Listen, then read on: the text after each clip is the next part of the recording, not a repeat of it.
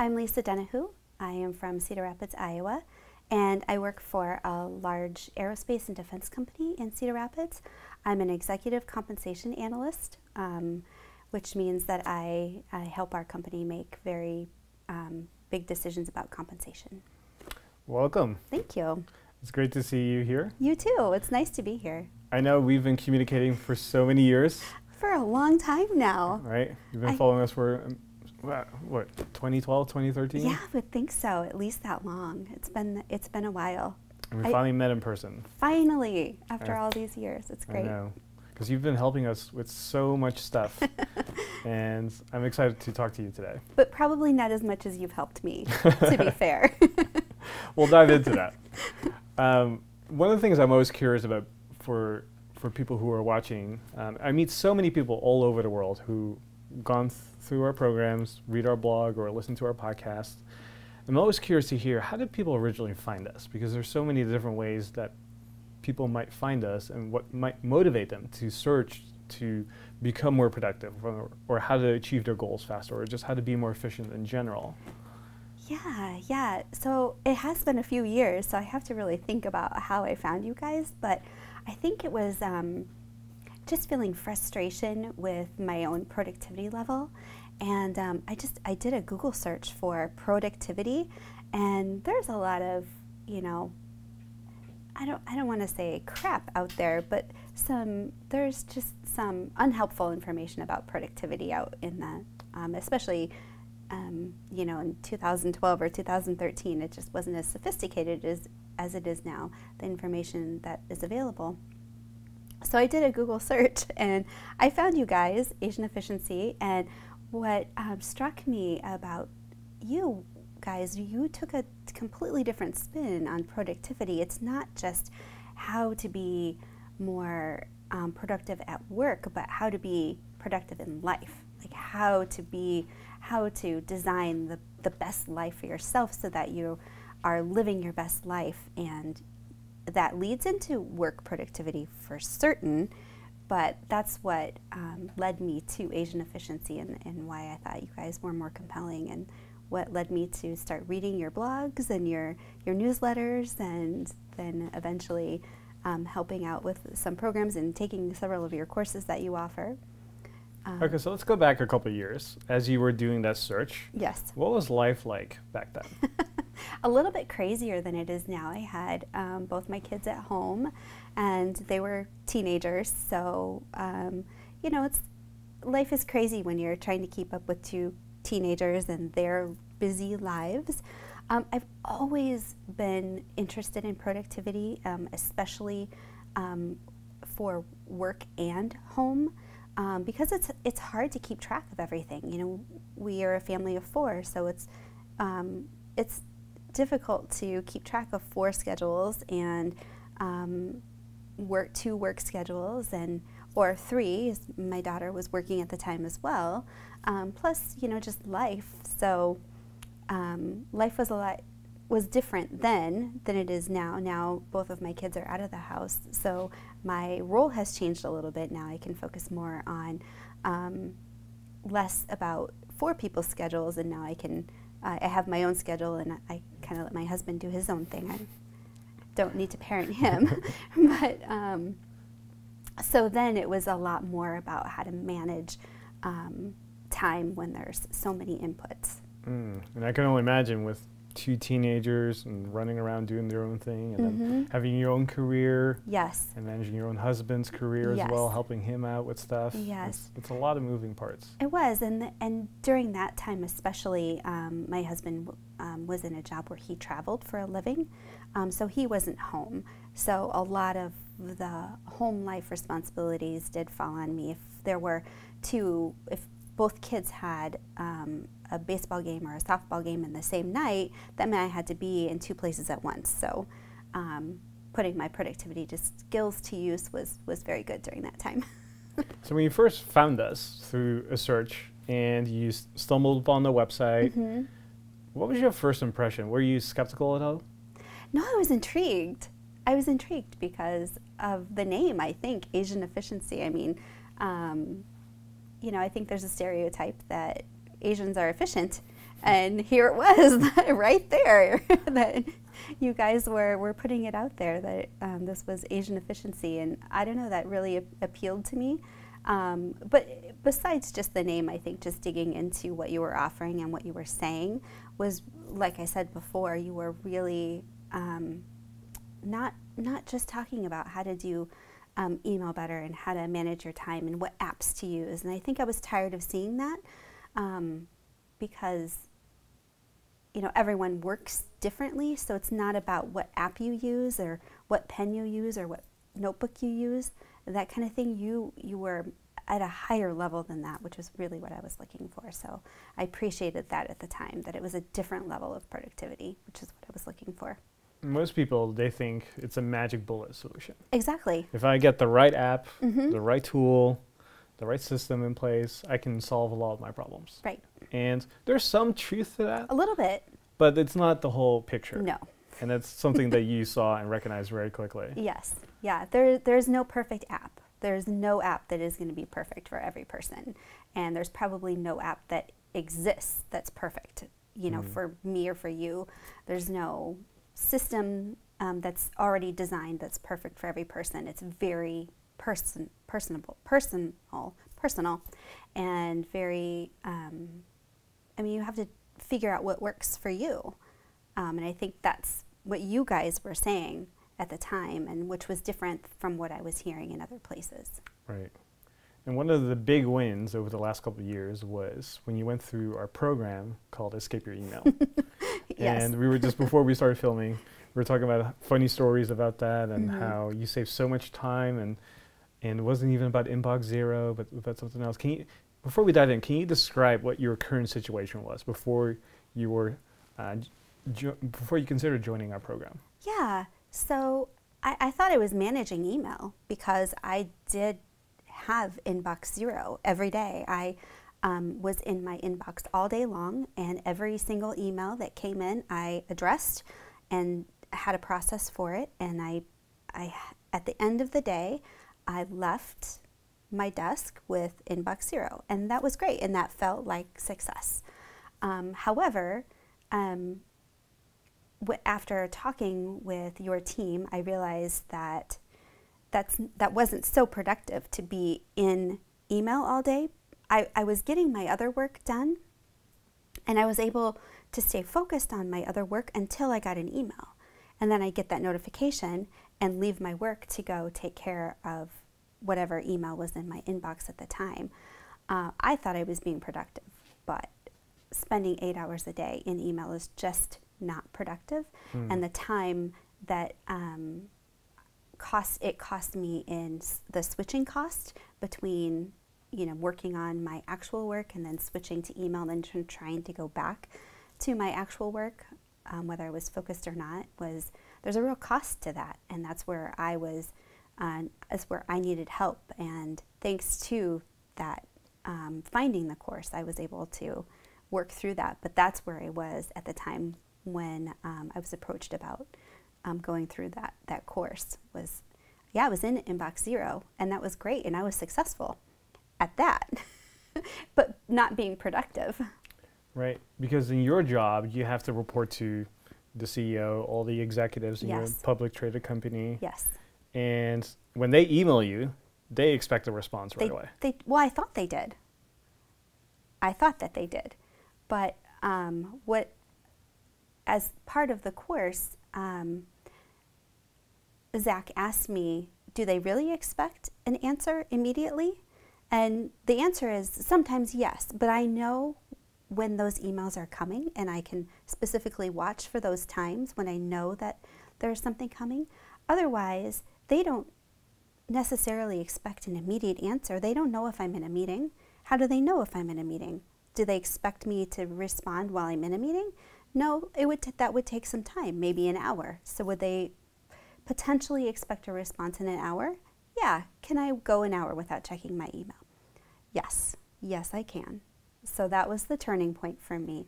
It was understanding that I had set expectations on my own work that were different from the expectations of the CEO and my director and my SVP and the other executives that were emailing me at the time. Because a lot of people have this fear that, okay, if I get an email, I have to reply right away or I look bad in front of them. Yes. Right, which is what I don't want to do. I never want to look bad at work. I always want to put forth as much effort as possible. I don't want to just look like I'm putting forth effort. I really do want to put forth that effort, but at what cost? At what cost to my productivity? You know, does that impact?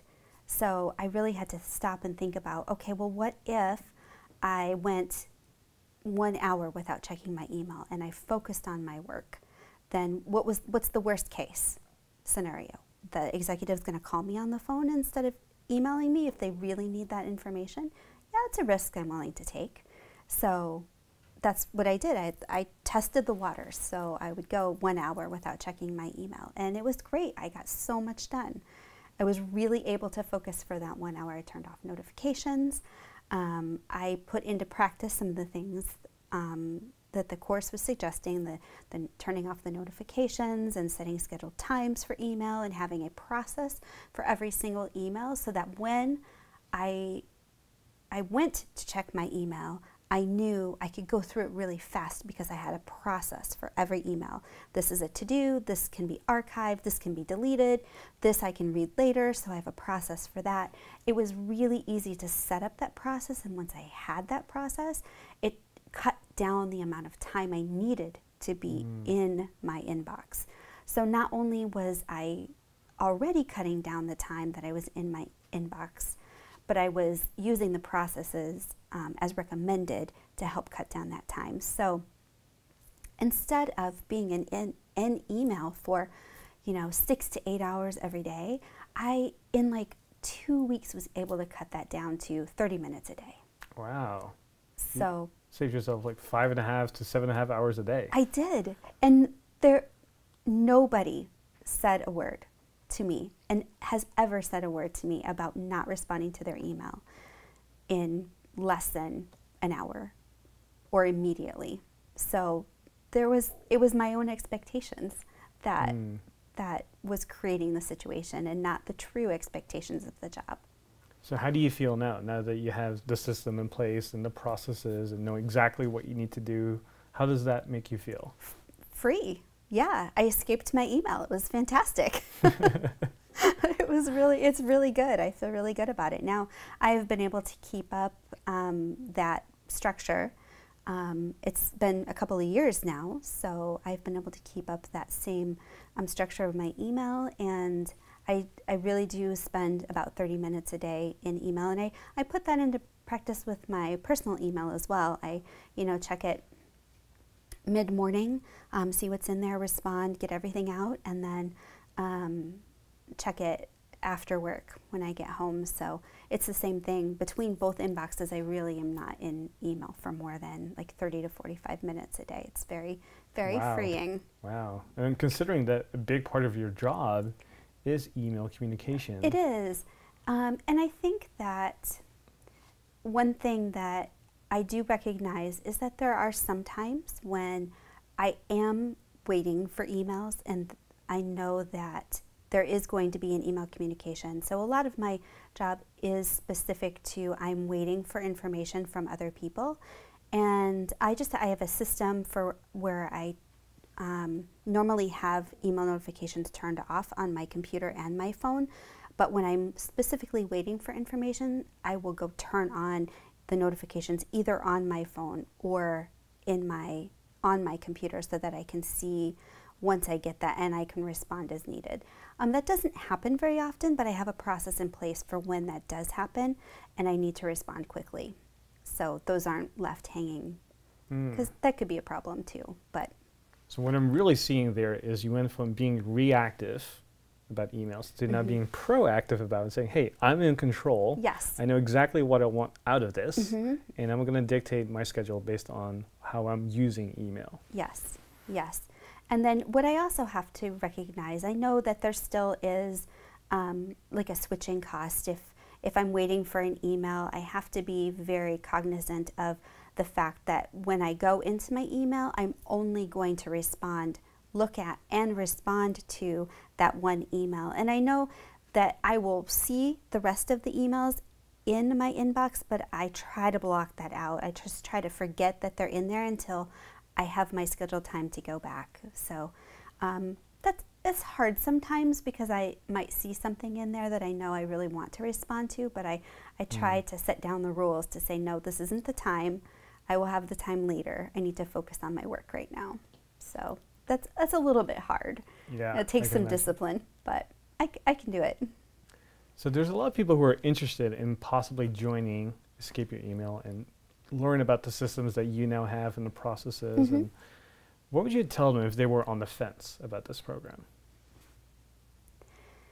I would say that if you are a person who is lacking processes in your email, and even if you think that you are managing email, you're not, you have inbox zero, but you're spending more time than you'd like to be in email, then this course might be for you. If you're lacking processes around email, then this might be a good course for you.